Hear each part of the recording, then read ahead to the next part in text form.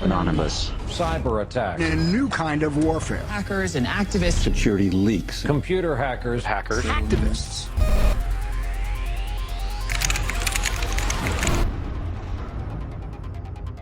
Anonymous has struck again with a warning.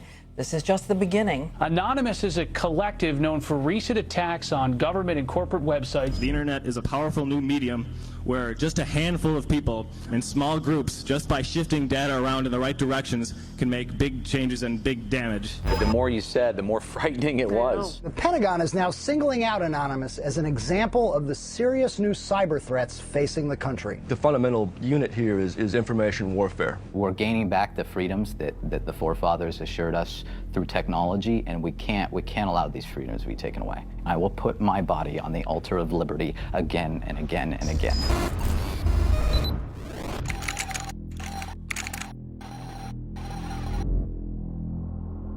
Information is the weapon, and information properly understood and properly used in an honest way is more effective than anything else in the world.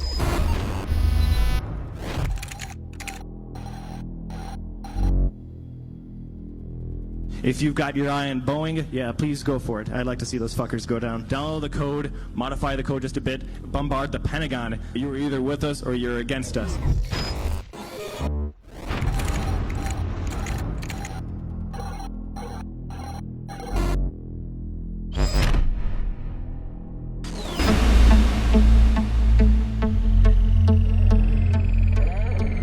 You have 15 minutes available for this call. Hello? Andrew? Are you there?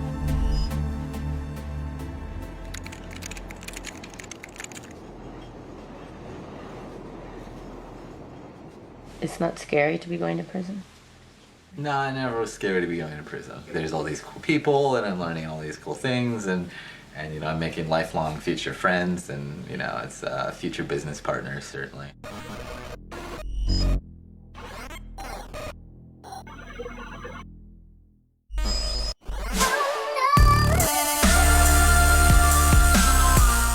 Embarrassing people. I enjoy it. It's viscerally fun. He's an instigator. The most lovable little pest on the internet. His ability to make other people so angry is the talent that he has. Almost 99% of the articles that come out for Weave, they all start with, he's a dick, he's an asshole. Little Weave is going to troll the fuck out of Apple and AT&T.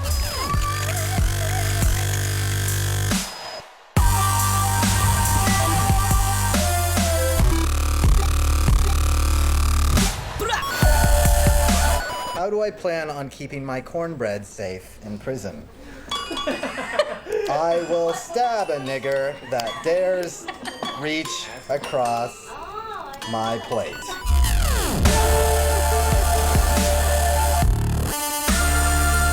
I am the Bruce Lee of Reg XP. I didn't get caught. I put my name on what I did. I'm not here to play nice with AT&T. I'm here to comment and criticize. There was a URL on an AT&T web server with a number at the end. And if you had added one to this number, like you could have typed it in the iPad web browser over and over again, you would see the next iPad 3G user email address.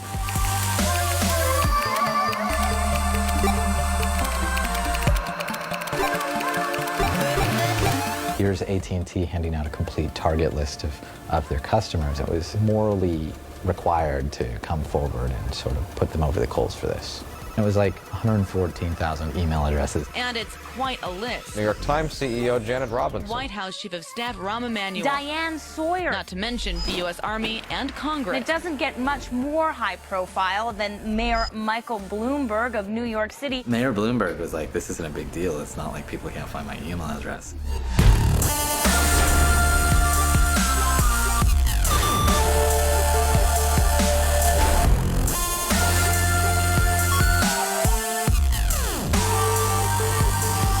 I'm aggregating public data and using it to criticize people whose politics I dislike. The FBI is combing through people's emails, grossly violating their constitutional rights. I think I have moral superiority here.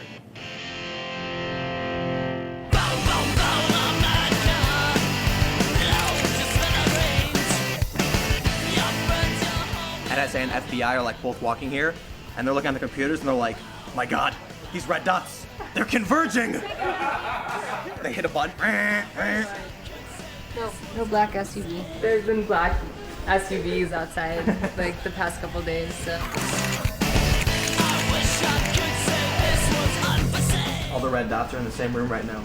There's gonna be even more later. Magic fucking genie. You're actually in power. You're in charge. The most drastic improvements that need to be made are in the education system. We need to give people the kind of classical Western education that they used to have. We need a curriculum that embraces, you know, like Keats and Byron. It doesn't sound revolutionary. It's absolutely revolutionary. We have people in power that have explicitly engineered our education system to make people dumb, obedient, and uncreative. Getting them out of fucking power and remaking it so people can be free-thinking, well-educated, sensible, non-reactionary people. This is a revolutionary thing, and it's probably going to require a whole lot of bloodshed. Why has the FBI targeted you? They have, by their own admission, been surveilling me since I was 15 years old. That was in the search warrant they used to kick in my door in 2010. And why?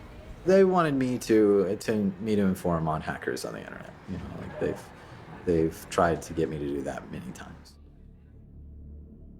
There is a congruence between whistleblowing and hacktivism and hacktivists. The similarity is speaking truth to and of power, revealing the power structure, whether it's corporate, whether it's government, or both. I was a senior executive at the National Security Agency, and I served there for about 6.5 years. I blew the whistle on the secret surveillance program called Stellar Wind, which were the foundational surveillance programs that ultimately Edward Snowden, 12 years later, is now disclosing through reporters and journalists. The government went ahead and prosecuted me under the Espionage Act. And I faced, it was a 10 felony count indictment, and I faced 35 years in prison.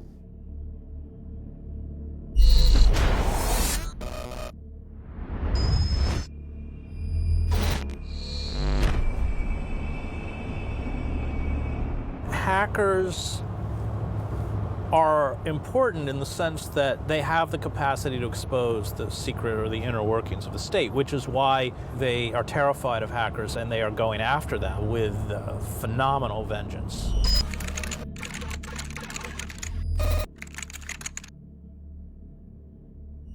We are looking at increased transparency. Unprecedented transparency. They want to avoid scrutiny. So our response, our best weapon, is to bring scrutiny to them.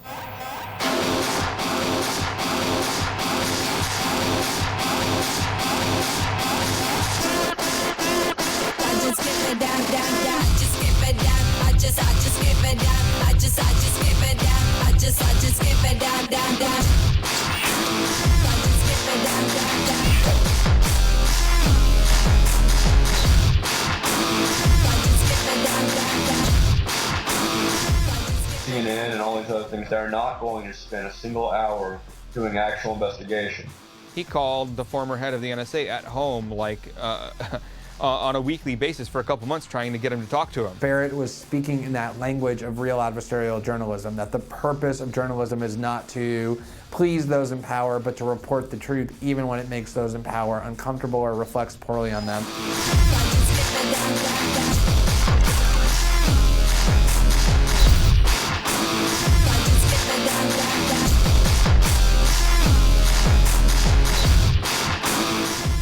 29 years old, a cocky college dropout, a self-described anarchist, Brown proclaims he is policing wrongdoing. He was brash, he was cocky, he was arrogant. He's fucking full of himself. He's awfully narcissistic. He held court, so to speak, from his bathtub. Fucking around on Tiny Chat. Focus, but you can't take away our focus. We're growing up in middle of a digital ruckus. You can say fuck us, I am putting on the stoppers. We could be hackers, making it like Lakers. While we become workers, you become golfers. The modern day coppers beating on us for the papers. The take of NBC Brass was Barrett was not a very appealing character. He was not somebody that they wanted to tout as in any way heroic or doing an admirable thing. Barrett was somebody who was very open about his own struggles with substance abuse. He was on a maintenance drug, like a methadone, like he was on Suboxone. At least he was trying to stay off hard drugs, you know, to be on at least a medicine.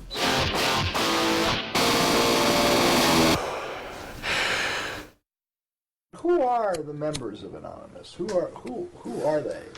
They're everyone. I mean, you'd be amazed. There's obviously a lot of people who are hackers or just work in IT. They work for major corporations in some cases. There's journalists, writers of all kinds, people who work at gas stations. What is Anonymous? It's basically the power of an absolutely massive group of people coming together. Anonymous are your brothers and sisters, your sons and daughters, your parents and your friends. Anonymous is you. Somos anónimos. Somos legión. ونحن نتسامح مع جرائمكم. We were involved in Operation Tunisia, Operation Libya, Operation Algeria, and Operation Egypt. Anonymous cannot and will not stand idly while people are being denied their basic rights and human liberties. Understand that something is horribly wrong with this world.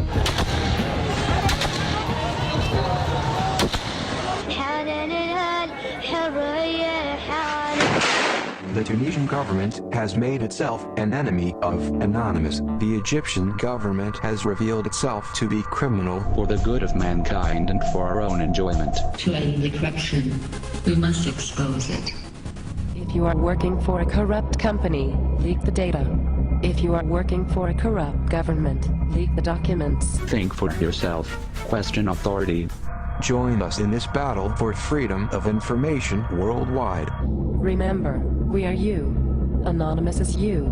And you are anonymous. You are fighting for yourself, the web, and for the next step in evolution. It's a very interesting relationship Barrett has with Anonymous. Barrett's anonymous. He's their spokesperson.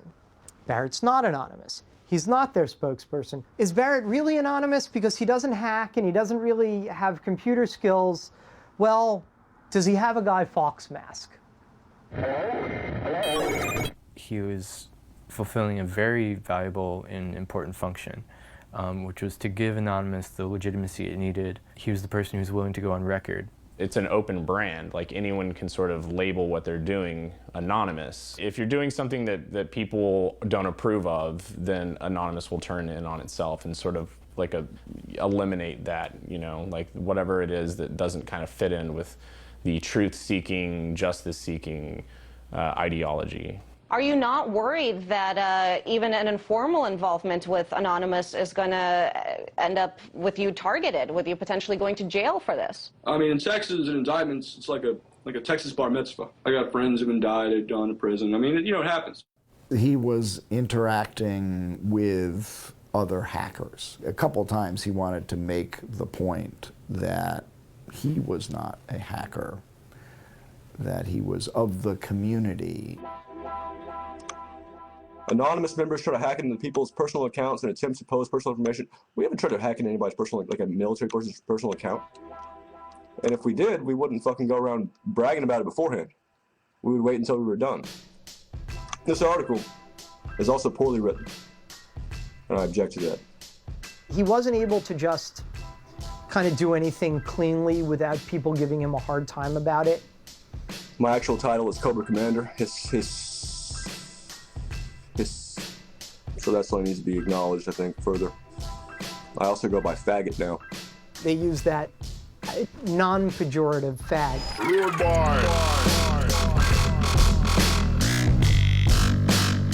He's an ego fag and a moral fag and a leader fag and a, you know, just about everything but a, you know, but a fag is, you know, leave it to the internet to have to repeat themselves. What happened today is certainly illegal. Why are you willing to show your face? I'm more useful as a name fag than I am just as another person with his name hidden. Barrett being a named person was his own doing. He did not show up as Anonymous. He showed up as Barrett Brown. There's a new world being born here. At least that's the perspective of the people in it. And I think Barrett really reflected that and gave voice to this emerging worldview. Whether it's valid or not is another question. We are anonymous. We do not forgive. And we do not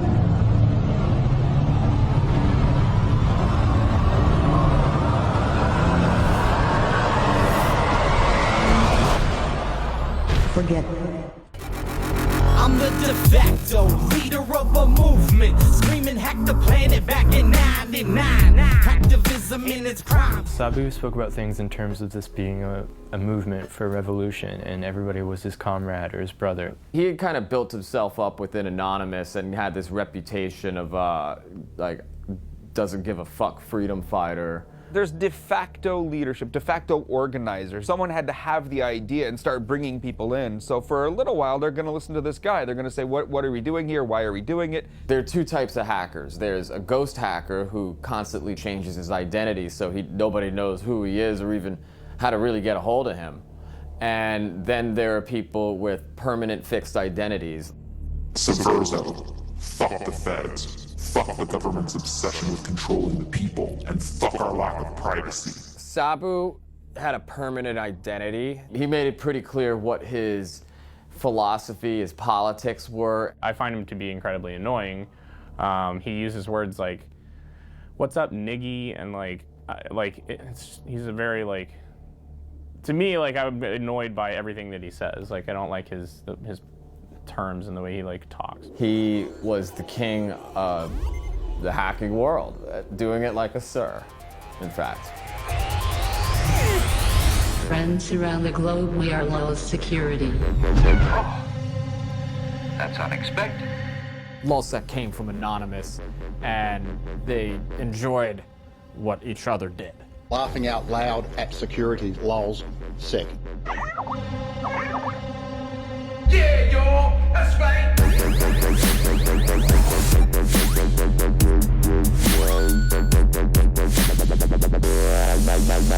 Greetings from Anonymous. For the past decade, the government has tried to take control of our internet ocean.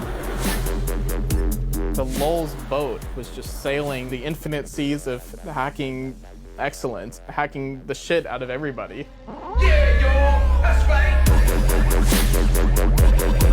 We have Fox, X Factor, Sony Pictures, FBI affiliate, CIA, PBS, Senate, Bethesda, Sun, News of the World, Arizona Police Department, AOL, AT&T, NATO, US Navy, your mother. Who's next?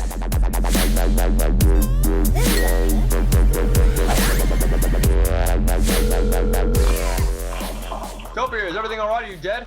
Crossing the road, I'm not gonna Are you okay? Remember you tweeted my fucking phone number, said 512-560-262. Here's the leader of LulzSec, call him now, and you put it on the fucking LulzSec Twitter. Barrett Brown is the leader of LulzSec. Give him a call now. I got 200 calls. I might have been a bit inebriated. Hurry up!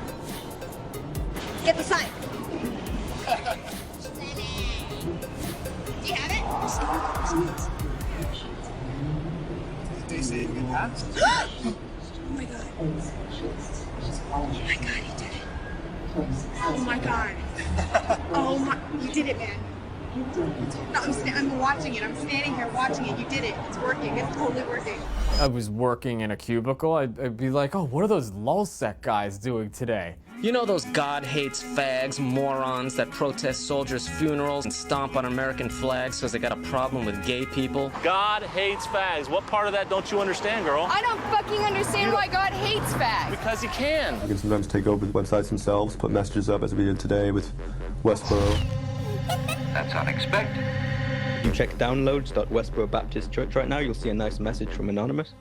The hacks got bigger and bigger and bigger. Pull up the screen, and they're like, Tango down, CIA.gov for the lulz. Very well, sir. I'm like, oh shit. What a hacktivist can do and does do all the time is embarrass the power elite in a way that, boots on the ground can't. So you can go and sit in front of a building You can circle the Pentagon. That doesn't really embarrass anyone. If you hack the website of the CIA, you've embarrassed the power structure of the nation state. You've embarrassed the Pentagon. You've embarrassed the United States of America. You've embarrassed it by puncturing the illusion of their power. You made us look bad. You taunted us. We don't take too kindly to that. You embarrassed me. So when someone comes along, like a hacker, and exposes the dark underbelly of this beast, that beast, it's not just tickling the beast, they're gonna take some swipes at you. One of the most notorious hacking groups of all time has had its head chopped off. We turn to the government crackdown on a loose, large network of politically inspired hacktivists. A 19-year-old who goes by the nickname Topiary was arrested in Scotland's Shetland Islands.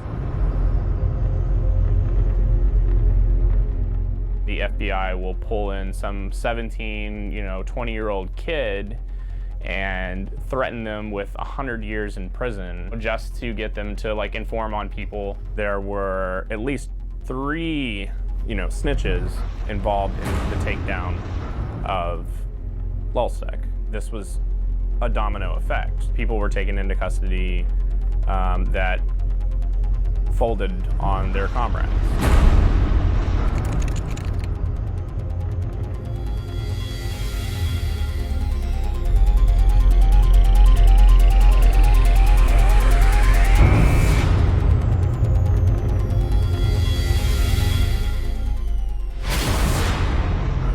Want to speak to me? Want to join the fight? Go to Wall Street and protest. On September 17, 2011, Sabu comes back on Twitter from his month-long absence, and he's like, "Rise up, my fellas." The next thing I know is 18 chat rooms are linked together, and everybody's working in this Occupy Wall Street chant, and holy shit, all right, so let's get to work. They took your home. They took your freedom. They tried to take your courage. Now we know you cannot be stopped. I grew up in a normal family. I'm from Arkansas. I'm a high school dropout. There's nothing particularly special about me. And there's nothing particularly special about any of us. But together we can form a movement. I am the 99%.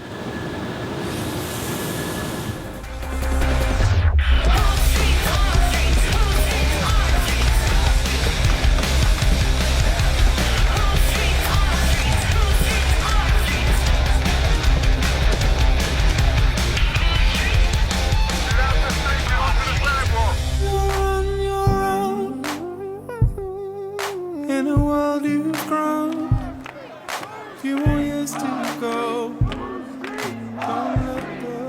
The cops tricked us into going down a one-way street, and then they kettled us because we were on a one-way street. They were really mean and kind of violent. Were you wearing your anonymous mask when you got arrested? I was too. I don't want to hide my face, but sometimes I feel like I have to.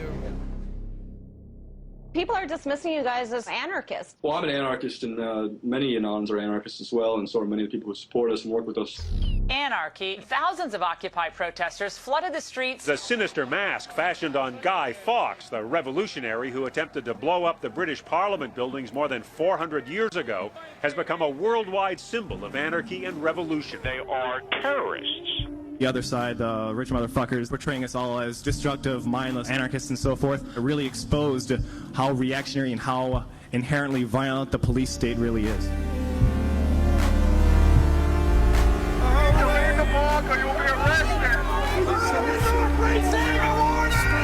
I'm a journalist!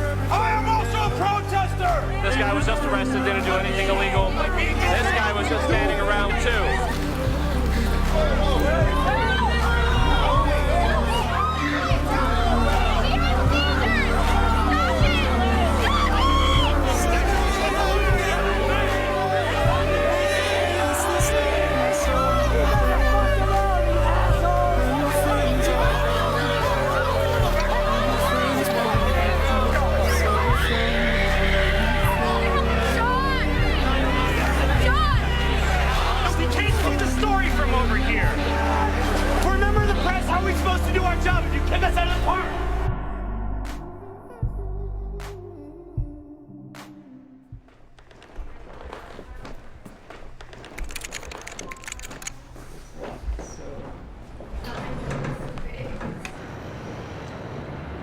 The Jews fooled the Germans because they got to Germany and they're very like serious, rigid people, and the Germans were like, oh, they're just like us, and so they got this great success in Germany. And then the Germans figured out, oh, they took over our banks and it's hyperinflated our currency. Fuck these people. Right? And perhaps the punishment was disproportionate to the crime, but Maybe. The Jews were the criminal people in Germany, and they did have something coming to them, you know, just a little. Perhaps not the Holocaust. I certainly don't blame you for walking away. It's a good thing you're a troll. You can always pull that kind of troll card. He's obviously a troll and by all accounts, an asshole, and highly offensive and of dubious moral fiber and dubious moral standing. He is an internet troll, and for the uninitiated, that's someone who just likes to mess with people for the sake of messing with people. Trolling is a rhetorical style that exposes somebody else's personality flaws by eliciting a reaction from them that shows the true nature of their character. He pinpoints your vulnerability and he immediately starts to exploit it, but for a higher cause, to show that you're hypocritical, to show that you have misogyny, to show that you yourself are racist while you're yelling at him for being racist. Trolling is in the Socratic tradition of questioning everything and driving people nuts until they question their assumptions. And that's basically what a good troll will aspire to do. If I were to name parties that I think were great trolls, I'd say Giordano Bruno, Zeno of Elia, Jesus Christ, Joseph Smith, Brigham Young. I definitely named some parties who used a very combative style of rhetoric, but probably nobody alive. You meet Weave in person, and he's the nicest guy in the world. He'll hold the door open for you, he'll grab you a soda if you ask him, and if you meet him online, he'll spew a whole bunch of anti-Semitic crap, and he'll be really mean. I'd like to think of trolling as a way of expressing working class discontent. I recall recently that Gina Reinhart called the working class people of Australia lazy and without self-control. Trolling is the right of said people to respond by telling her to perhaps stop eating and get on a treadmill. You say that trolling is about creating something that expresses the true nature of the character. I wonder how what you said about Gina Reinhart exposes the true nature of the character if you're just talking about her weight. When she has inherited wealth from her father, a bunch of mines, and she runs around calling the people that pull the minerals out of the ground for her lazy and stupid, and it's disgusting. It's a level of decadence and gluttony that I think speaks not only through her weight, but her general demeanor. She's a loudmouth, obnoxious idiot. I'm not a bigot, except by the original definition of bigot, in that I air my opinion very loudly without the concern for others' fucking cries of help about, oh, he's saying something that we don't like to hear. That's actually the initial definition of bigot before it was associated with a racist, somebody who loudly airs their opinion. And it says something stark now, that bigot is a pejorative term. There's a quote from Voltaire. It says, to find out who rules you, find the people you may not criticize. Why do we all have to agree with each other? And that's what freedom is about. It's, I can call you a disgusting kike, and we can still live in the fucking same society. You know? He actually is trying to shove this down everyone's throat.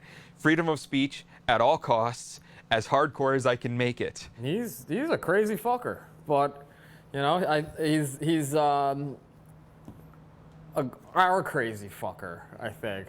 What was it, the Gay Nigger Society? Oh crap, I can't say that on camera, can I? I should probably not put that on camera. The Gay Nigger Association of America has been around, I think, probably since 2000. It is a very old troll organization. I was elected president of it in 2010. Figured out what words to choose, so it's time to mention Jews. Shit, I think she lied.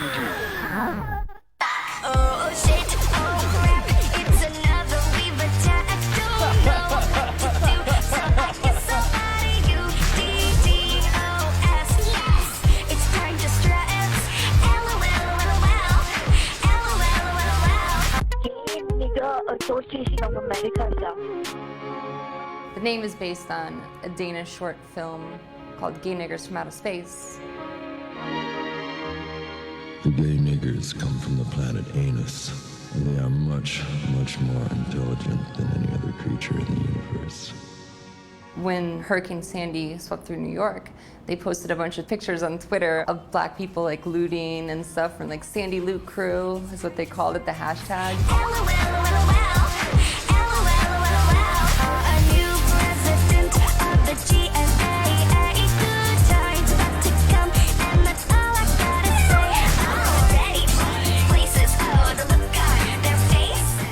Tons of media outlets picked it up. If people were tweeting out pictures of white people in suits stealing TVs, the media would actually investigate it and be like, all right, this is bullshit, instead of just reporting on nonsense without any forethought. Trolls in trouble. Computer hackers find themselves on the wrong side of the law after breaching AT&T security. I mean, I guess there's like a blurry line between like Goat Security, was it a troll or was it a hack? But I mean, the name Goat Security invokes that terrible image of that ruined my childhood. He named his company Goatsy Security, so if you know what Goatsy is, G-O-A-T-S-E, I'm not going to explain it. Hey, there's a gaping security flaw here. No, Mommy, make it stop!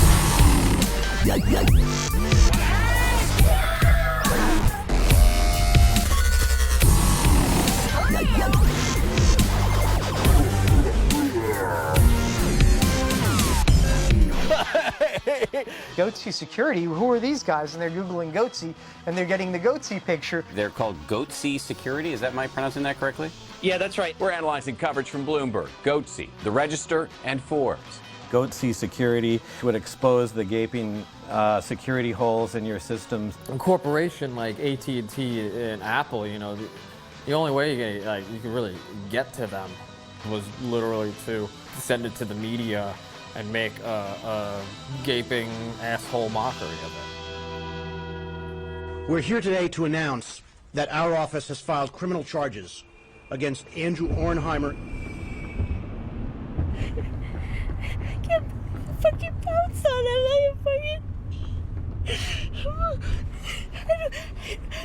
I don't understand it. The picture that the press has painted of me is unfair, and I'd love to have a discussion, a fair discussion. Truth triumphs in the end. Would you say you did anything wrong? I don't believe I've done anything wrong, no. Well, what happens when a hacktivist comes along, some kid, right, like Weave comes along and like punctures the invincibility of the United States government or AT&T. You minimize the power of these institutions by doing that, right? That's why these kids have to be stopped.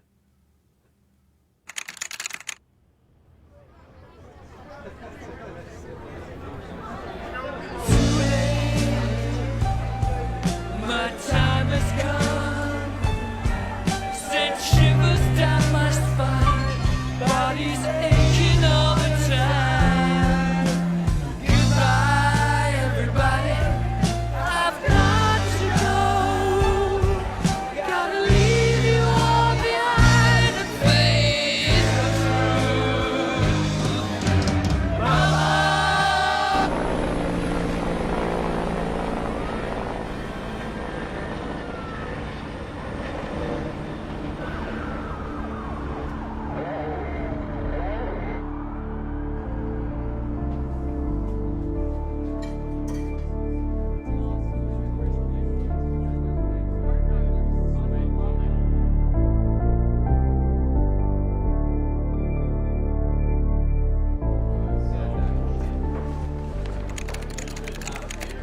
Come on, everybody. Everybody, we're going.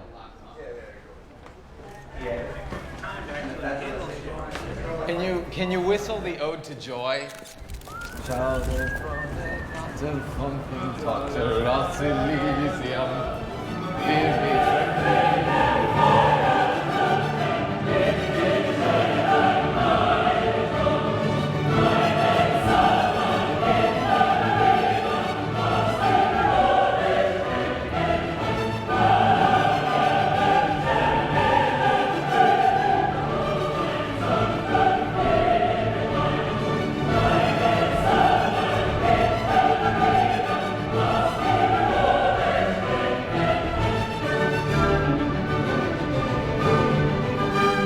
It's been good knowing you. I hope to see you all again. If not, write me shit and keep causing trouble. Cause as much trouble as you can in my stead. That was classic, of course. That's not too soon, okay? You're not coming in? No, I'm coming in. I just don't know how fast they're gonna take you. In my country, there's a problem, and that problem is the feds. They take everybody's freedom, and they never give it back. I'm going to prison for arithmetic. I added 1 to a fucking number on a public web server, and I aggregated this data, and I gave it to a fucking journalist at that man's publication. And this is why I am going to prison, is arithmetic. Fuck this country.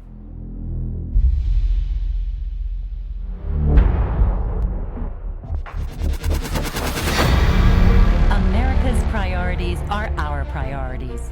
We are developing solutions that prevent cyber threats from becoming cyber attacks. Because at Northrop Grumman, values are what enable us to perform at the very highest levels. Because we know that what we do affects the security of our nation and other nations around the globe. Northrop Grumman. CACI. Lockheed Martin. Booz Allen Hamilton. Abraxas. Palantir. Stratfor, leader in global intelligence.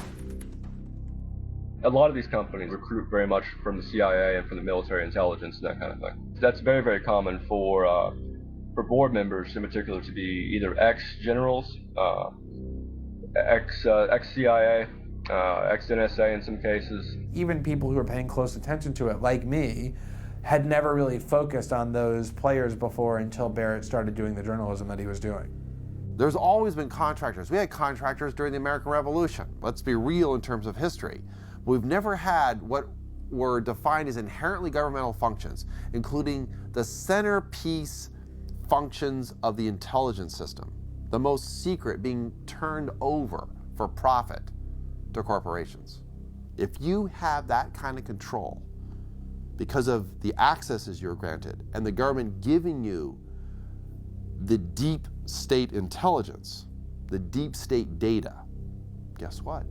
You get to serve the state. You get to justify its continuing existence. You're going to color the world with the mentality of the state, which is the world's a dangerous place. There's lots of threats out there. It's a target-rich environment. These are people that are in this to enrich themselves, right? They're people in the government and they're the people in this business. And they don't care that it's not helping anyone. These are not patriots. These are people that maybe have military backgrounds. They might think of themselves as patriots, but they are not patriots. We can meet and surpass shareholders' expectations. Branch into adjacent markets and pursue billions of dollars in unconstrained growth opportunities. They're invested in the security theater. Hundreds of billions of dollars have been spent on national security, ostensibly to protect us. I can actually say it's actually in the trillions, the total amount of money. I would argue it's the largest redistribution of wealth in the history of the United States. Wars are not meant to be won, they're meant to be continuous. And if you want to hold a continuous war, whether in real life or on the internet, then you need an enemy that can't be destroyed. And Anonymous is impervious to really being destroyed because it's decentralized, it's everywhere, and it doesn't even have to exist. I mean, they could just say it exists, and then it would. And it's sort of just like terrorism. Terrorists are everywhere. Terrorists, your neighbor may be a terrorist. So, you know, we have to remain vigilant, you know, and that's the same thing that's basically happening online. Right now I've got Barrett Brown, founder of Project PM and one of our cyber experts. Barrett Brown joins us now to break it all down. So is this an official declaration of war against Booz Allen Hamilton and possibly other contractors? Yeah, we just got around to declaring that war just now. I still collaborate with some anonymous participants within my own group, Project PM, acquiring more information and bringing attention to what's called the intelligence contracting industry.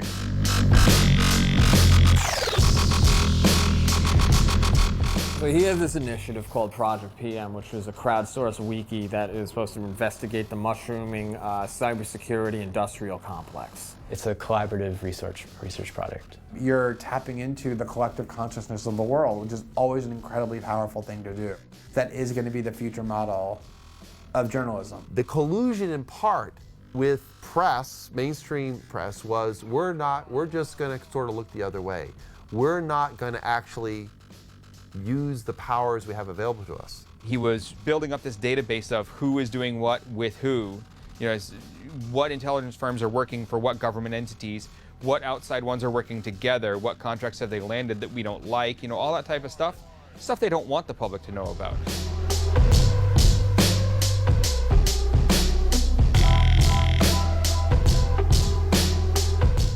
There were these hacks going on. We're expecting these data dumps. Shit's about to start getting crazy, if you know what I mean.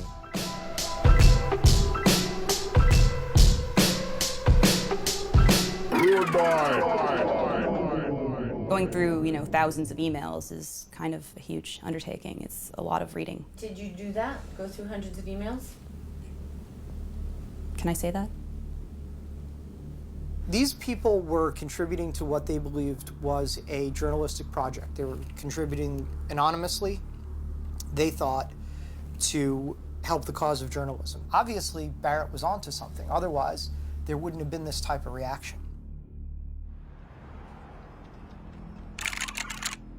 41 months, 3 years supervised release, 1 drug test within 15 days, computer monitoring, mental health evaluation, $73,000 restitution to U.S. Treasury to be given to AT&T. He reached for his phone, he reached for something, they fucking tackled him, handcuffed him, took him out for like 15 minutes. He came back, not just in like handcuffs, but like with the thing around his waist, like the big chain, laughing. Like, and seriously like walking around the courtroom, just going like that. I gave him the thumbs up. You guys fucking seen this?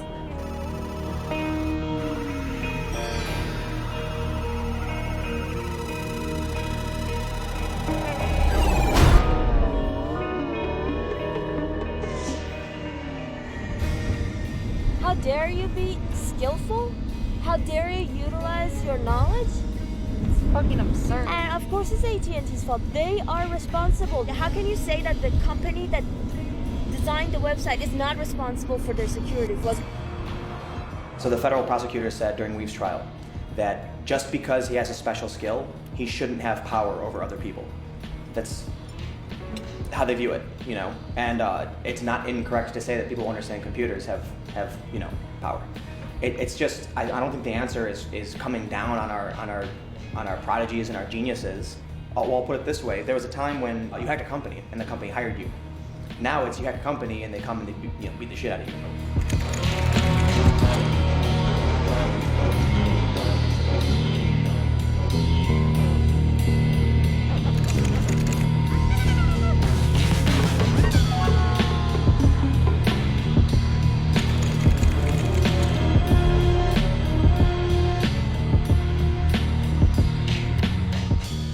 Hackers, hacktivists in prison by virtue of pointing out weaknesses in the very structures that we depend on as our common good. But we weaken the common good for what? We're turning on ourselves. And any time a country empire turns on itself and begins to find threats from within, well, that should tell you how far gone we are.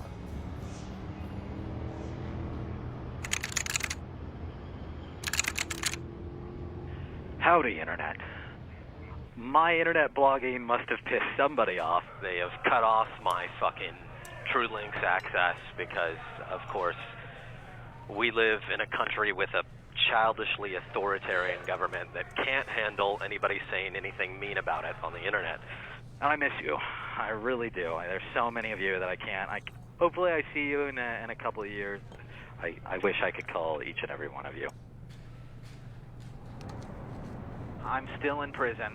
I've been denied access to both sunlight and food. I can't tweet via the normal means any longer, but I will still read everybody's responses. It'll be snail mailed to me. Fucking barbarism. Keep up the good fight and make trouble while I'm gone. You guys gotta carry the internet ruin torch, I suppose. Oh God, Weave. That was one of his better communiques. I was outside grabbing a cab and I get a call from an unavailable number, and it's like, do you want to accept this toll-free call from Andrew from federal prison? And I was like, oh God, it's Weave. I could barely make out what he was saying, but he's like, set up an asterisk box so I can upload things to SoundCloud. I'm just like, okay, whatever.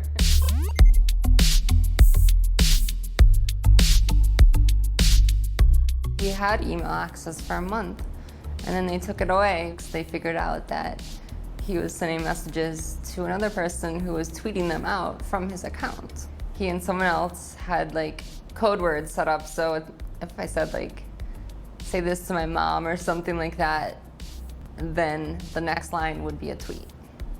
They were trying to shut him down, and we found a way to subvert it. ISS, best client. Scholar macro, real giant. Sitting in the channel, getting mad defiant. I'm the man with they can't spam compliant. The more that they try to, make this go away, the government, it keeps coming back, and it'll bring more attention on Weave. It took him a couple years to garner 5,000 followers, and then as soon as he goes to jail, in a month he gets 5,000 more. I got the Tommy Wiseau, director of the room when I spit flow. Singing Weave should be chillin' and get mo. Cause a man's afraid of gay names when they raise the crypto. It took them a month to figure out that we were uploading to SoundCloud, even though there was like news articles about it. And just a few days ago, we looked at the caller ID, so we had 2 mysterious phone calls. One of them was from US government, all capitals, and the other one was from Federal Bureau of Prisons. Ever since then, we haven't heard from him.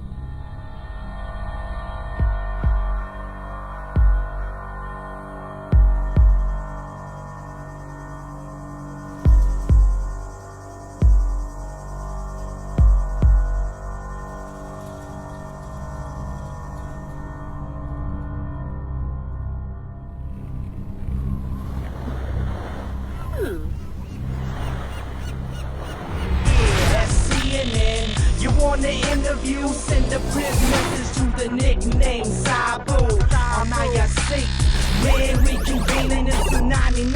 Post that shit down, screaming. Pound Annie sick. Out of kind of the ashes of lulzsec, Sabu wants a new thing, a new group, a new cause going forward, and this becomes anti-sac. With the visuals of machine guns, this was no longer a laughing matter, and they were not playing games anymore. He was training people to attack government websites and attack large corporations and businesses. Pound Annie sick. Pound it to the bleachers. Pound Annie sick. If you're sitting below deck in the low spoke, salute, bitch, and show some respect. Pound Annie sick.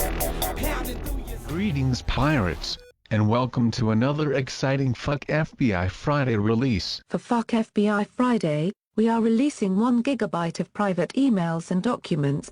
It was asking for trouble, and trouble came in a way that even nobody could have even written this.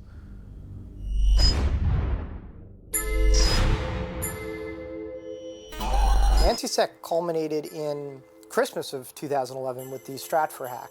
I remember like being with my family around Christmas, like glued to my computer, like looking over, trying to interact with my family, right, at the same time as, the Stratfor stuff's going on. And I guess there's that glee that happens, right? The glee that happens whenever, like, oh, this happened, this big hack. Some people are just hanging out, because it's like, I'm a devotee to train wrecks.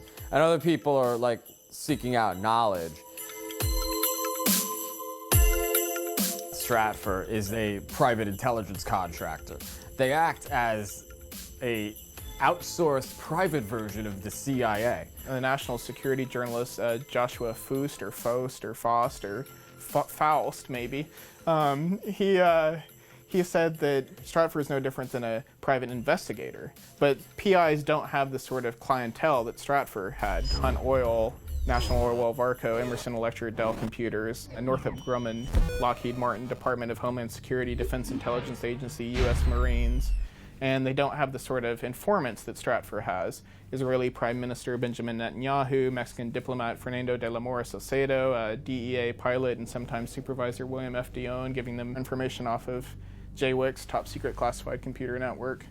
So that's not the PI that you would hire to see if your spouse is cheating on you. That's Stratfor.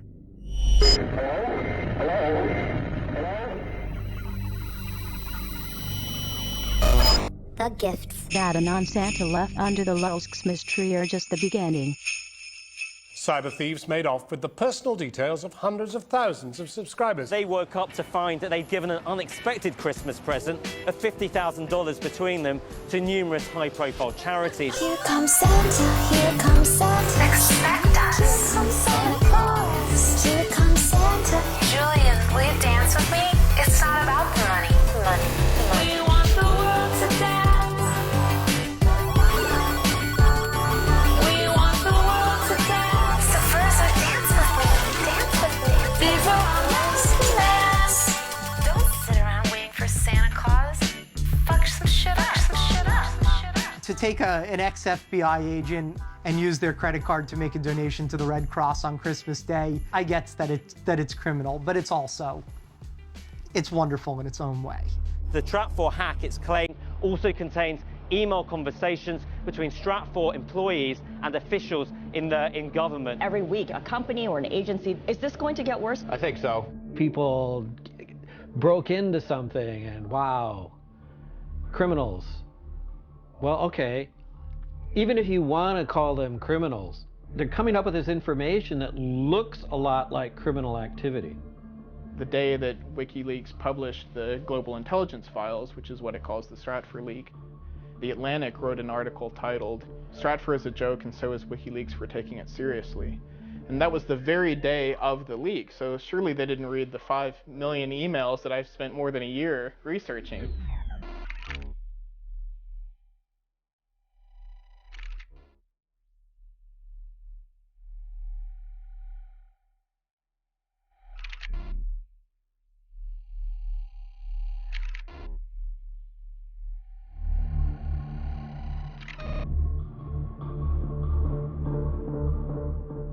The 5 million emails have just been published. The most important revelations are still unknown.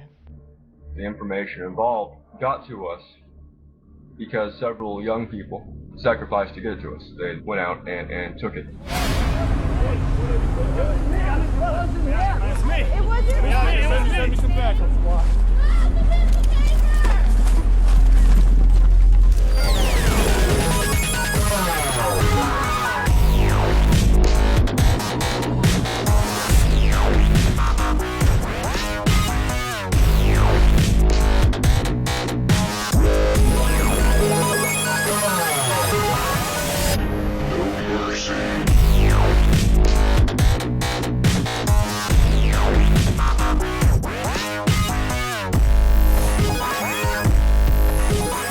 Infamous anonymous hacker Jeremy Hammond, #1 on the FBI cybercrime list, pled guilty to Christmas hacking spree.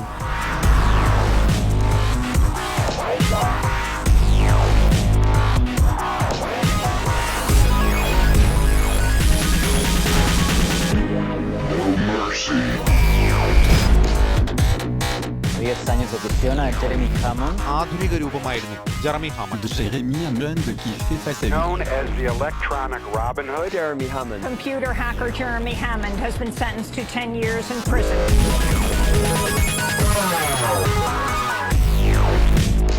As a former journalist, a former investigative reporter for the New York Times, I am stunned that the rest of my colleagues, well, I mean, frankly, I'm not that stunned, are not here. Jeremy's going to jail for 10 years. I don't think a lot of people in this country are going to find out about it if the New York Times doesn't cover it. That's just the way that the media is set up right now. There's a lot of people on the outside supporting him. He's gotten a lot of letters, so, you know.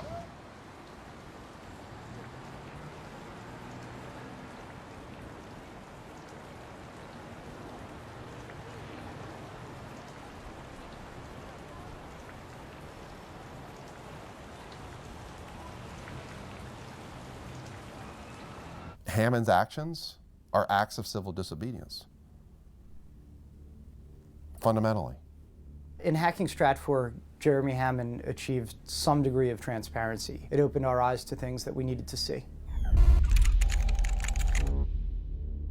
सच का साथ दिया है और उन्होंने सिर्फ उसी को सामने लेकर आए हैं जो सच था। 25 years after Bhopal, after a gas tank released toxic gas into the cities surrounding the factory, they were monitoring dissent and demonstrations against Dow Chemical.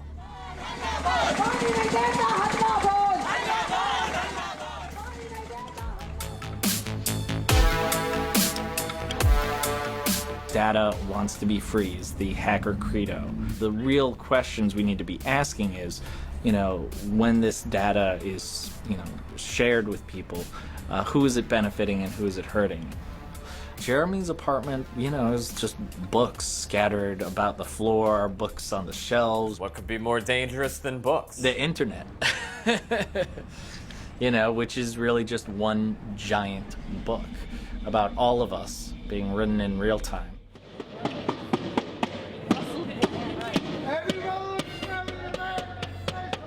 To the extent that Jeremy Hammond is responsible for those 5 million emails, he did something entirely necessary.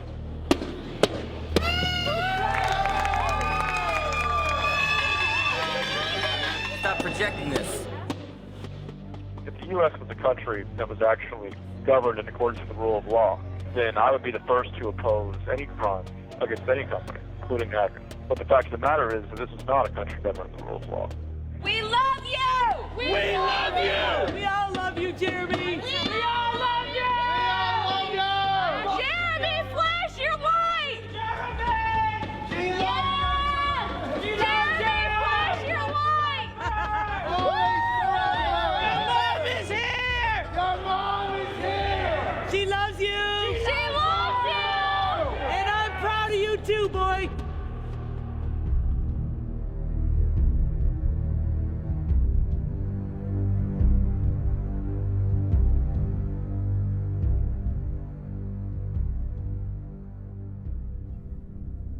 My name is Barrett Brown, and I've been waiting for this day for about 6 months.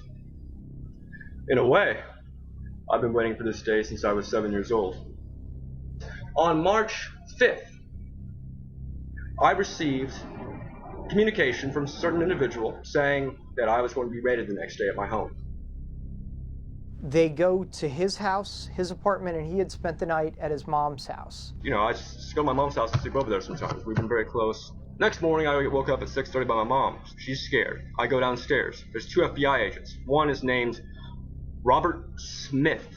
He is a FBI cybercrime fellow. They say, okay, we've raided your house, your apartment. Do you have any laptops here you'd like to give us? And I said, no, I don't have any laptops here you'd like to give us. So they get another warrant for his mother's house and find the laptop. Then they charge his mother with obstruction of justice.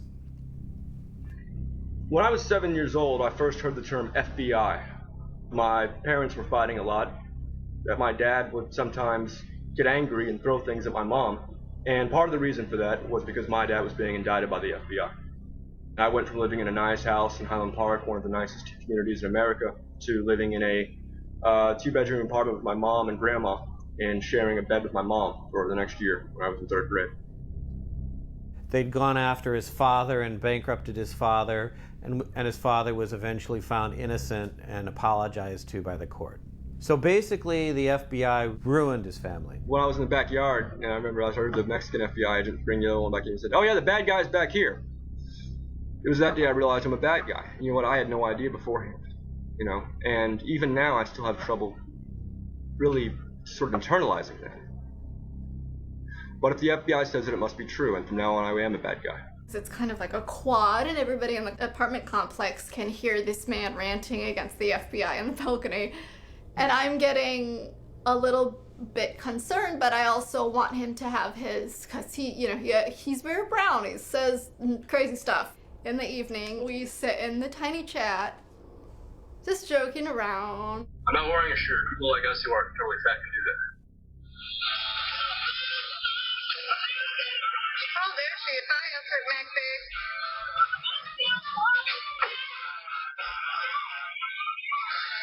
An on forecast.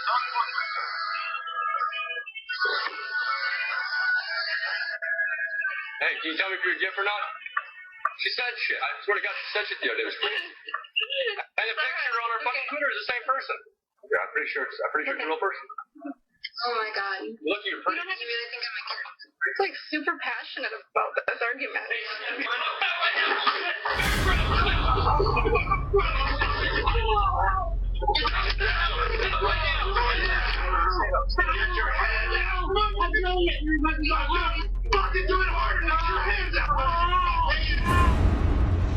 Oh, is Barrett getting fucking raided by the FBI? Holy shit!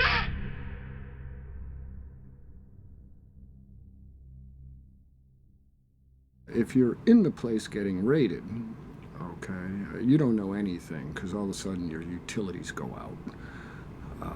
And the utilities go out because they're concerned that the concussion grenades might start a fire. So they don't want the gas or electricity running, okay? And none of the stuff you see on television where, you know, they go at the door with the battering ram. No, that door comes down in one blow. Okay, and you're down on the floor, okay, with one of these macho jerks pointing an assault rifle at your head, swearing at you and telling you to freeze or he's gonna blow your fucking brains out. The second agent came around in his camo with his gun, and he looked at me as if he didn't know there would be a girl there. Barrett's mother came over. She sees Barrett Brown V, and then the ampersand over and over and over again on Twitter. Barrett Brown banned is a way that people communicate that somebody has been arrested. He's talking shit. There's no crime against talking shit. But maybe there is now. Robert Smith's life is over. So when I say his life is over, I don't say I'm gonna go kill him. But I'm gonna ruin his life and look into his fucking kids. How you like them apples? What kind of threat ends with "How do you like them apples"? It's like from like 1840 or something like that. If it was just threatening the agent and that's all he was being charged with, I wouldn't even care about this case. Let him and Special Agent Robert Smith go out back and duke it out, or let Special Agent Smith beat him up, or whatever he has to do. The second indictment comes, and then it's like a fucking kick in the gut.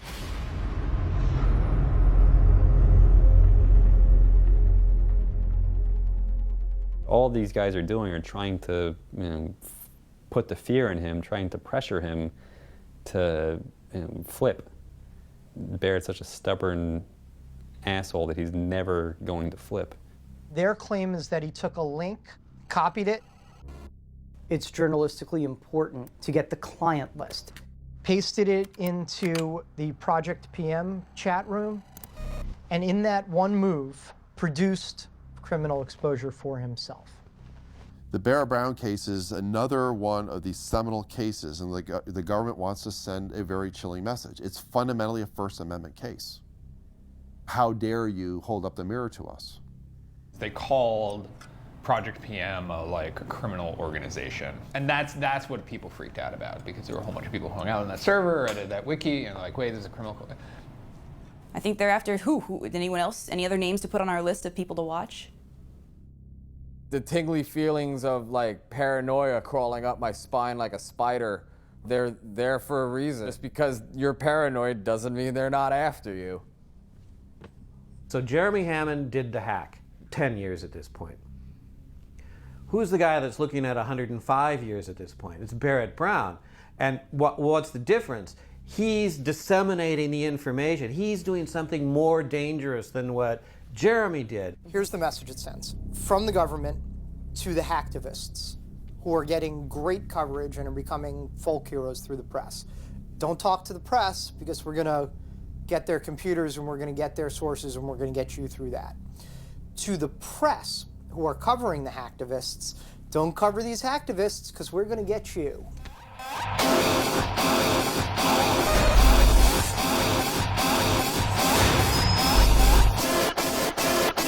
Just skip it down, down, down.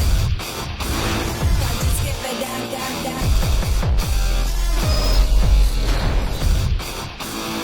Just skip it down, down, down. Here's what I want. 1, I'm no longer your bitch. 2, All of my charges are dropped. 3, all of Barrett Brown's charges are dropped. That's up to the U.S. Attorney. Figure it out.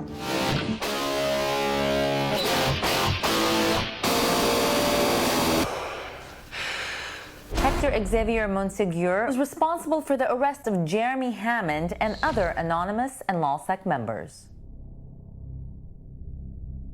Sources say he began cooperating with the FBI. I'm the de facto leader of a movement, screaming hack the planet back in 99. Activism in its prime, global hell had the dot mill.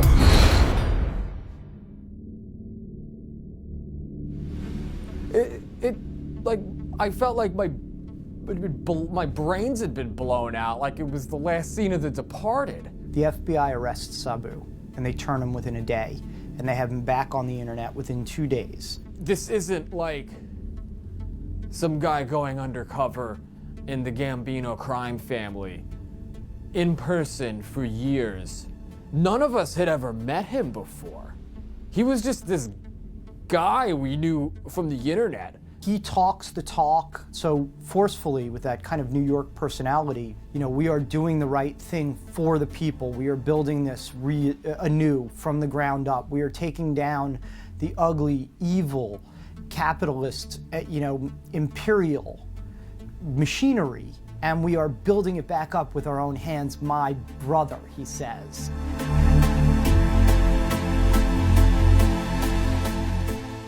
Looking at Sabu's interactions with reporters during the time that he was an FBI informant.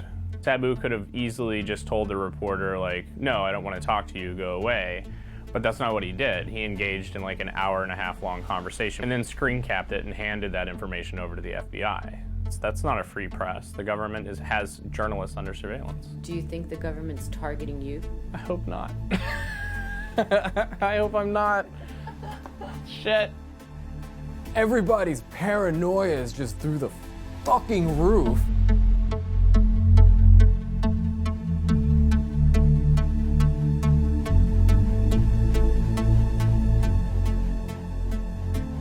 Wait a sec. If he was working for the FBI from that moment in June to this moment now, they didn't delete his timeline. They didn't try to hide any of that stuff.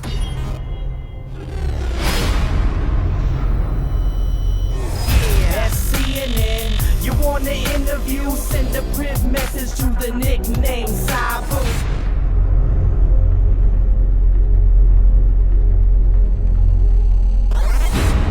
Pound any second, pounding through your speakers. Pound any second.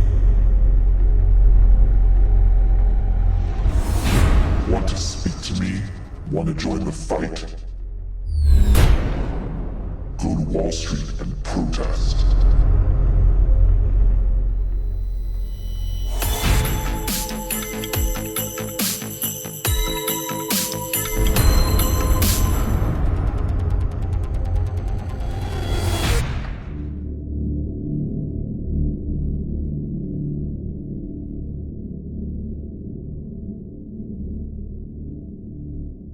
Sabu and Jeremy were partners in crime.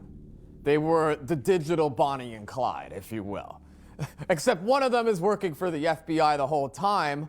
The FBI is operating in sort of a new theater, which is online. The government likes to use these hyperbolic terms referring to cyber warfare, cyber weapons.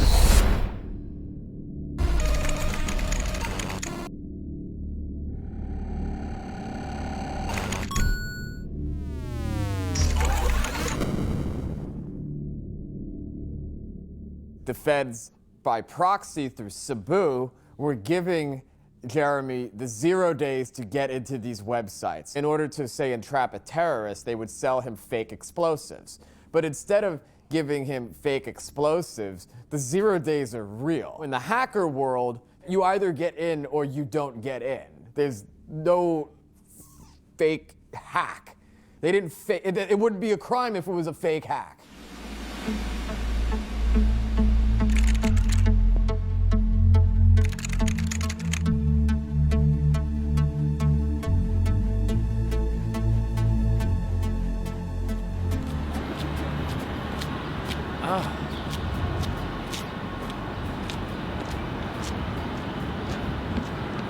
It's the only way I could describe it, dude.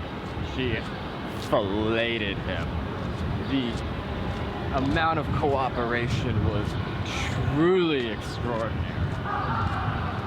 And it was just amazing. She just kept saying it over and over. It was truly extraordinary, and you know, and I gotta say too, I don't know what I would have done in his position. I really don't. Although, you know, you have to walk a mile in his shoes to understand it. There's a lot of people that are gonna be mad though.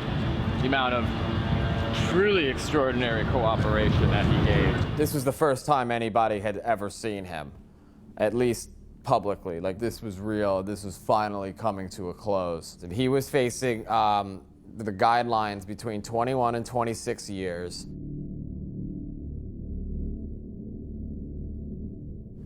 He walked out of the Manhattan court complex a free man. Yeah. He immediately cooperated with the FBI when they arrested him, and the judge said that that was probably the most significant aspect of the case, was that Sabu flipped so quickly, which enabled the FBI to sort of become a part of Anonymous over a 9-month period. They were apparently sitting at the computer with him at times. He had a camera in his apartment or house that was videotaping him every day. He was debriefed regularly by the FBI. Judge Preska said, and I quote, "I salute you." The prosecution and the defense and sort of built him up to be this sort of conservative folk hero, like the model FBI informant, the person who every informant should live up to be, to the point where it made it impossible for them to give him jail time. You can't. It would have been bad for the informant program for him to have worked that long, to work 3 years and then be sentenced to prison. Sabu pretty much neutralized Anonymous. Yeah. Completely. Yeah. Neutralized Anonymous. After he went down, everyone's afraid of following any leader, and they're also afraid of, starting an operation on their own. In general, nobody trusts anyone. If you go on any IRC chat, they're all just talking about, like, who's the Fed? You're the Fed. You're a Fed. Yeah, what about the Fed? Come on. Yeah, and what about that? But Like, forget your parents. even yeah, you're a Fed. At the end of the day, he's just a hacker getting used by the government. Sabu is the big snitch. Like, the 9th circle of hell is reserved for Sabu. Him and Cain and like Judas will be there with Satan.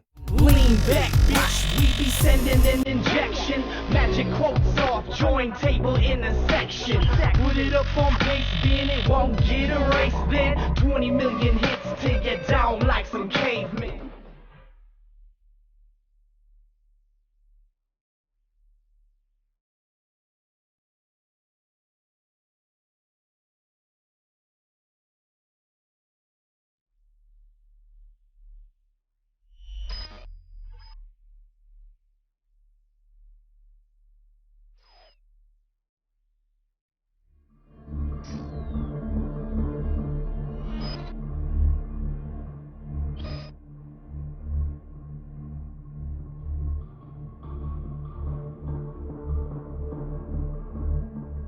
There's been an unfortunate deficit in what people have read and what people have written about an issue that is of extraordinary importance.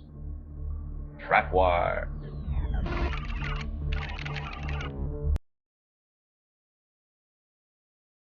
Barrett sort of shines the light on this stuff. He's like, oh my God, it's actually happening. You've got the emails right there. He stumbles across this. Stumbles across it, starts talking about it. Trapwire manages to take lots and lots of data from the closed circuit cameras that are found in large urban areas and makes the information more actionable and functionable. Trapwire is software that can match surveillance data taken from multiple closed circuit cameras from across the country. Video feeds are fed into a centralized system that analyzes them for patterns of suspicious behavior. To understand trapwire, you have to understand sort of the larger context. Because trapwire is a critical piece of the surveillance apparatus. This is actually doing very large swath, persistent surveillance. In 2007, trapwire cost about $1.7 million to operate in Los Angeles County. What we know about how it functions is largely gleaned from those emails. Trapwire has been deployed in Seattle, in Los Angeles, in DC.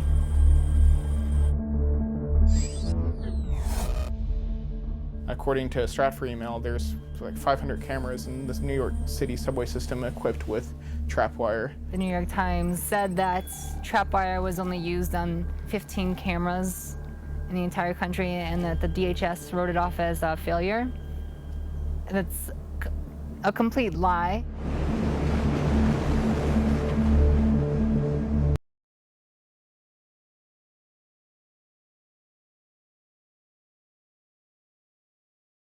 We had gone to 30th Street Station to troll trapwire, and so what troll trapwire was for us was essentially acting out these things that the security researcher Justin and other people had said this might work to trigger trapwire's alarms. Sitting there holding my laptop and looking around, and like a little bit. Tweeting, we did video. And they were live being tweeting. ridiculous about the whole thing. Obvious, yeah. Completely obvious. We ate with a senior official in the Philadelphia Police Department. During this, the Homeland Security Unit for Philadelphia Police had come to him and said, Dustin Slaughter and Kenneth Lipp are at 30th Street Station, and they're worried that they're going to smash cameras, that we have something terrorist in mind. It blew our minds when we found out they thought they were monitoring this. They actually were paying attention and freaked out about They're it. doing what everyone's worried about. Right. Like, Yeah. it's not Anarchists are running all over the place and smashing, burning, looting.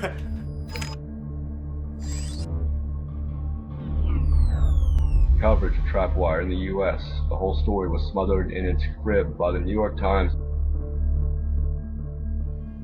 It's an open secret that the mainstream media has special access to the halls of power. There was a phrase I used to hear at NSA. We're going to tell them what we want them to hear, not what they need to know. What we want them to hear. That's pure manipulation. That is PSYOP, info-op. You're saying because you can, you're controlling the narrative. Hail victory!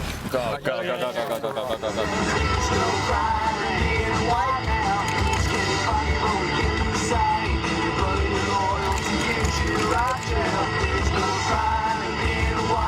Lost 17 pounds in the shoe. What?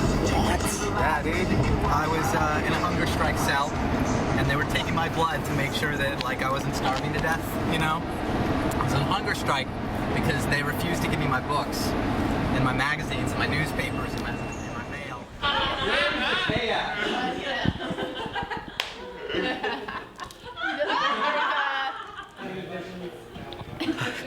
I spent the majority of my time in the shoe. They were like, if you continue, we're gonna force feed you. And I'm like, well, you're gonna force feed me. Hey, I ain't backing down, you know? The infamous computer hacker known by his alias Weave is a free man after more than a year behind bars. An appeals court has now overturned his conviction. Every bit of an operation, they can't copy, so they hating. So I'm keeping my methods close to the chest. I rock the knock on speed dial, case I got a social internal contacts. It ain't taking, take more. Oh no, my aim designed off, checking to see if it's suspended or if it got reset and appended to the SMs.txt. The enemy is holding. Time behind bars has made Weave even more outspoken than before. I can't watch my society rot when a bunch of federal scum want to just throw anybody that they disagree with in a prison cell. It's the end of the West right now, and we gotta fight for it. Somebody has to. You have no instincts to flee like Edward Snowden or Julian Assange. I'm not running. This is my country.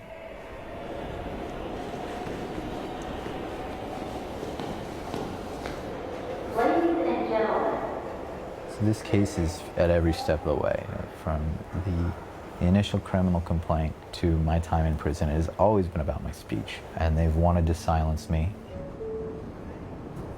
And they further punished me in prison and subjected me to conditions above and beyond any other of the prisoners at my facility because of my speech.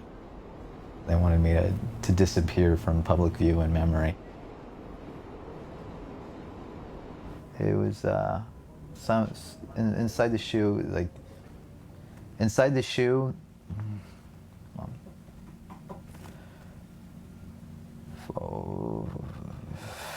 There's an author, Alexander Solzhenitsyn. He was one of the few authors that kept writing after Stalin told all the authors that they weren't allowed to write any literature that was compelling anymore. He ended up in a prison system called the Gulag, and he describes there the steps that they do to like try to break you down. And I kept checking off like the bullet points that he listed. He had like a 30 bullet point list of all the various interrogatory methods that they used in Soviet Russia. Temperature extremes are one of them, and they'll turn up the AC to like freezing temperatures while I was sleeping, you know, and then they'll pump up the heat during the day. So, and like they come and I couldn't sleep because they would bang on the door every once in a while, and they'll shine the flashlight in your eyes, you know, and keep waking you up at night. They'll put you on a bunk and you can't even sit up, and there's a light like right next to your head, and it's pretty terrible, no doubt about it. It's pretty terrible.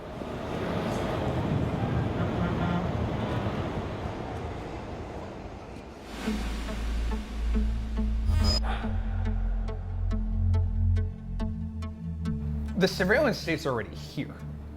It's already here. We're constantly on camera. Like this, like we can't put that back in the box. Like we can fret about it and say, oh gosh, we need more controls. A lot like that infrastructure is there and it's not going away. They can watch us through our webcams. They can listen through our phones. There's no privacy left, virtually. We are the most watched, surveilled, monitored, eavesdropped population in the history of the human race. If you have nothing to hide as justification for violating your rights, then you have nothing to worry about. You know where that phrase came from? Goebbels from the Nazi era. Nothing to hide? That means there is no privacy. I left Iran to come here, and now I can't have security or privacy?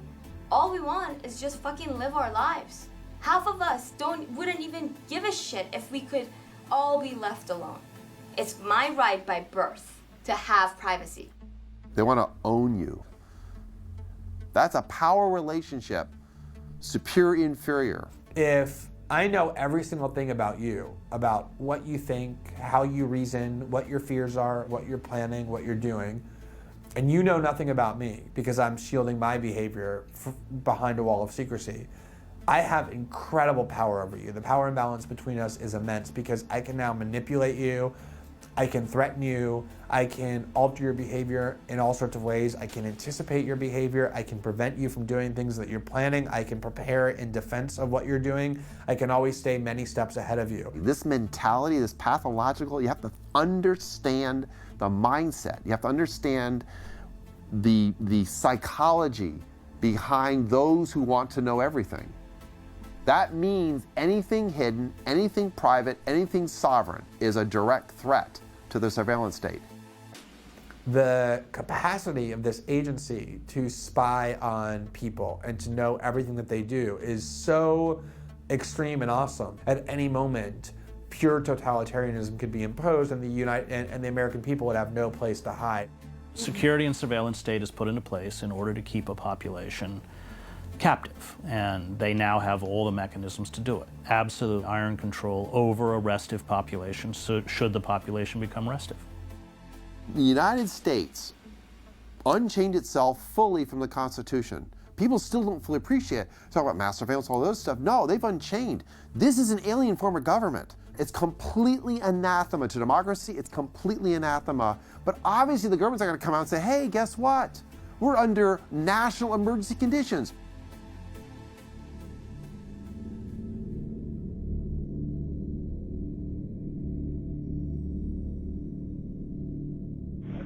time they come after someone like myself and the wealth they have, it damages them. To the extent that these things happen and they get publicized, the population is antagonized. Now, I didn't get into this to stay out of prison. I'm still trying to figure out, how I can be most effective from here.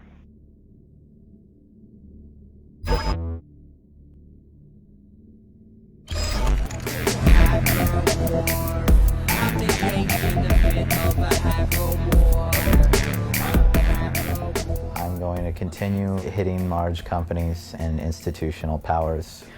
I'm not going to take no shit from nobody. Fuck them if they can't take a joke.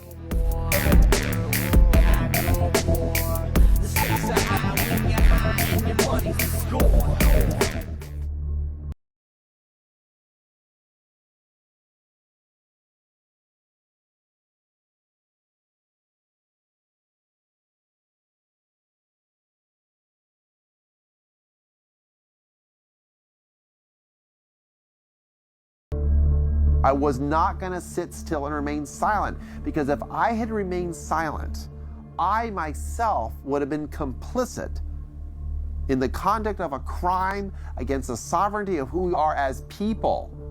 That's we the people, capital W and capital P, we the people.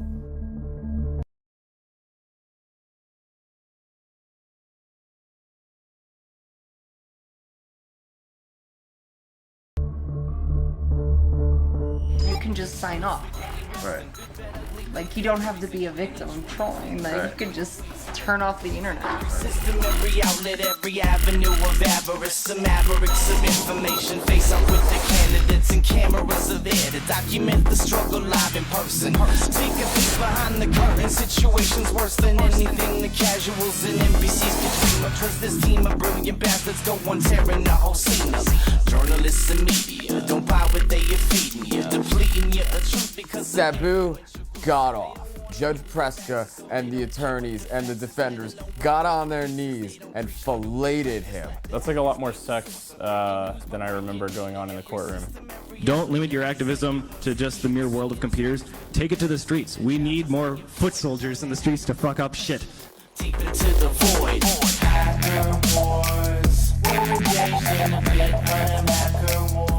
Dallas, Texas native Mr. Brown joins other infamous Texans who fought the government, such as Branch Davidians at Waco, Texas. Fucking really? Really? The Branch Davidians? Really? Fuck you. Stakes are high and it's a crime. Play on the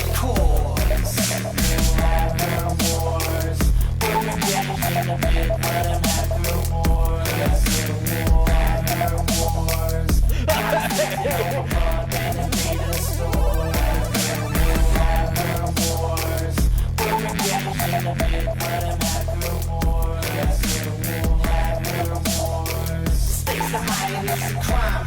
Play on the chords.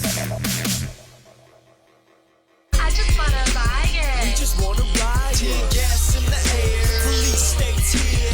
Nah, don't be scared. Say it. I just wanna ride We need it. to act for change. On every single front of oppression, there's more we have to rage. Or at least I'm gonna live today. No second of my casket lays now. 6 feet and everyone is even digging a half to wait. And when I do pass, that's more fuel to the fire they can't contain. Cause chances are that I'll get locked or they'll assassinate me. But that's why we are here to fucking clash and rage against the machine that plans to take our grand displays in the standard ways. And if we do not make a fucking stand today, there will be no tomorrow. So don't act today, cause the whole globe could easily be a massive rave. And somehow we need to activate the other captives' face to go and agitate to get them mad and say it's about time we go and crack the safe. And you can call me crazy, well I am insane, but you should blame a combo mix of that terrain and the aspartame and the fashion page. But I plan to shine and you can either best and raise to join the shit and realize I just wanna ride it. I just wanna ride it. we just wanna ride. Tear gas in the air. The police states here.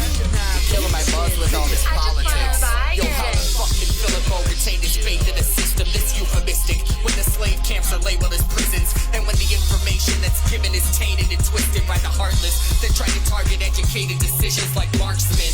So we're raising arms, fists, and picking signs to match and fight for human rights. We carry lanterns with a mic attached. Focus groups began with advertising, then it got involved within the dollar spent on politics. Is that surprising? Your campaign is a fucking commercial, I'm not fooled. You've got strings attached to your back and that's not cool. These monsters have murdered the landscape. They're stabbing her repeatedly to proceed to blow her top off. A damn shame. The recipe is seasoned, but I swear you motherfuckers shouldn't grab a plate. Although it's harder to swallow, I would rather taste the truth. Is to raw as food. Pursue effective revolution. There is no need to procrastinate. I just wanna ride it. I just wanna ride it. We just wanna ride it. Gas in the air.